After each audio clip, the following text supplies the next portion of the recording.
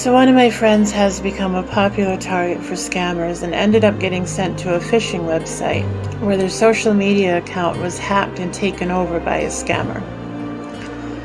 Unfortunately, the scammer changed the email and password for the account, making it impossible to get back in, and all attempts to recover the account have failed. I guess that's what happens when you're a corporation that owns a monopoly on interconnectedness, and your technical department is so incompetent that their attempts to prevent this sort of thing only enable the criminals instead of helping the users. So, sadly, the account seems to be lost, at least from what we've been able to find so far. But that didn't stop me from having a little fun with this sleazebag scammer. I got my friend's permission to do this video. So the first thing we see is a message in the middle of the daytime when we would both assume the other would be working. Right away, something looks strange. At first, it doesn't register and I just reply truthfully. But then, the scammer starts by answering, "How are you?" with "good."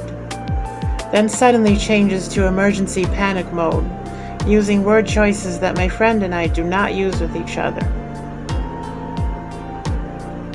This message here is not in my friend's writing style.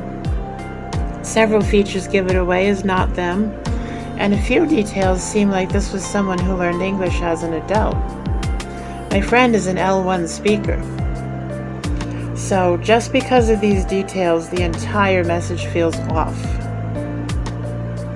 Note also the urgency of the request, combined with paradoxically non-urgent phrasing. So this is what you're supposed to do. You're supposed to either call or be there in person when your friend recovers their account. No answer. I guess the scammer asked someone else and they fell for it.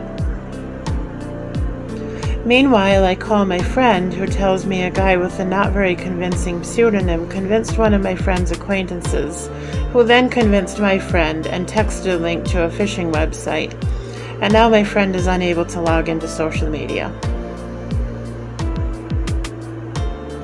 Now it's a few hours later and I get the same opening message again. Clearly this mistake is following a script, so I call him out. I know, I shouldn't assume, but most of the scammers these days are coming out of India, so I drop in a reference hoping to get this guy to rethink his misguided ways.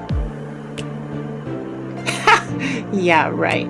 No, dude, I know you're not them. You're not gonna fool me that easily. Now I know he's not going to just give back the account, but let's find out what tricks this crook has up his sleeve. The scammer asks again if I would help him out, as if we hadn't already established that he wants something from me. He repeats the improper word usage and promises to give back my friend's pronoun. Huh? An account isn't it. So, this waste of oxygen is holding my friend hostage? At this point, I'm trying to degrade his self-esteem. If he hears that he's not very good at being a piece of scum, maybe he'll reconsider what he's doing. Not today, but eventually. I've planted a seed in his mind. I've given him food for thought.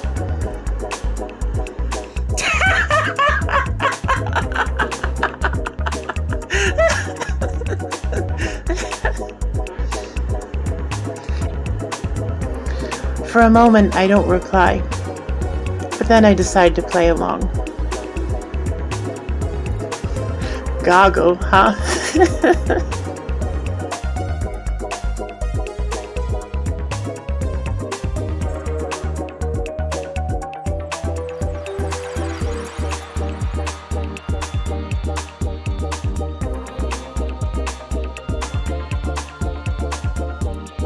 So here I am again eroding his self-esteem. I trust you know your worth. Therefore, if you think you aren't worthy of $1,000, that's your call, buddy. Now I'm just trying to waste as much of his time as possible. But he gets suspicious. Since he's suspicious, I deflect the suspicion back onto him. Snap the store? Okay. I guess that means with a camera? Fuck. Now I have to get a picture of the inside of a store? I'm still looking for goggle cards. He's bombarding me and I get impatient, but I manage to post an image.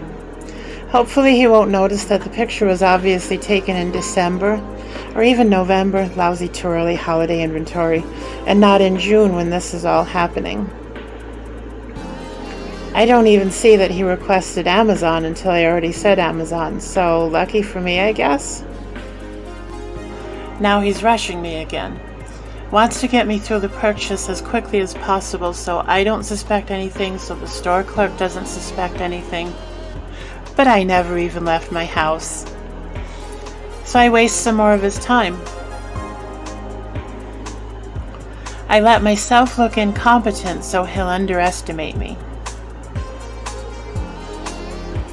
No, dude, you do not have a business with me. You're breaking the law and trying to make me your next mark.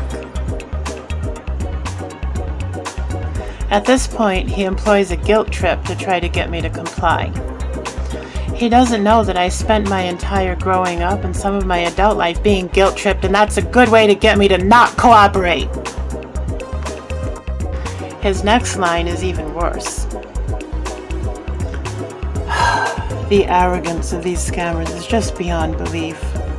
Now you listen to me. Absolutely not. Where have I heard before, listen to me, with an I know what's best for you subtext from someone who very much did not know any such thing?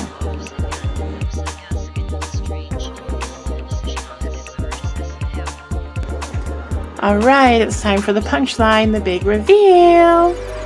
Once again, I'm assuming, but at this point, I have every reason to believe he's the most common type of scammer.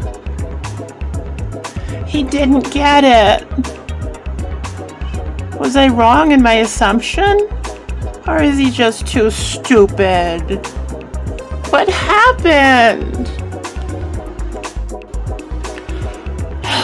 Well, I tried. At least he knows he's been had. He tries the guilt trip one last time in vain. He says this, but he doesn't actually block me. The loser admits defeat. He tries to degrade me, but I have a comeback. Later, he proceeds to contact my other friends, compromising at least 2 of their accounts. So I have no choice but to block this friend's account and unfriend the other 2. Then I made a public post with a redacted screenshot so everyone can be made aware. And guess what happened? This failed attempt at a human being and all his shitball accomplices spammed my post with more scam links. I wish I'd taken screenshots, but I wanted to get rid of the fake comments before more of my friends fell for them. Thank you for watching, and remember, these criminals will try anything to get a dishonest buck. The scam industry is going stronger than ever, and these pieces of crap are employing advanced social engineering designed to appeal to your emotions and your sense of urgency. Be safe out there.